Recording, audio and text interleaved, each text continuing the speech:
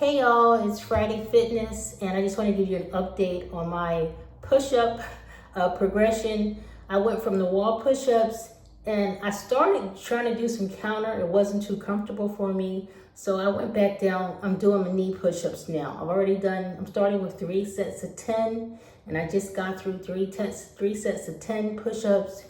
If you go to your knees, you might want to start with smaller reps, but I just want to show you an example of a knee push-up. I've already done 3 sets of 10s. Make sure your arms are at a comfortable width. They should be lined up with your shoulders here. And you're just gonna press down. Don't lock your knees, don't lock your elbows like that. Kind of leave them slightly loose.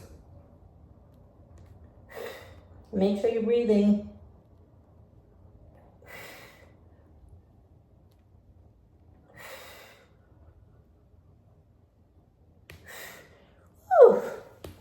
All right, that's all for Friday Fitness. How are you doing in your push-up challenge? Let me know in the comments below, and have an amazing weekend.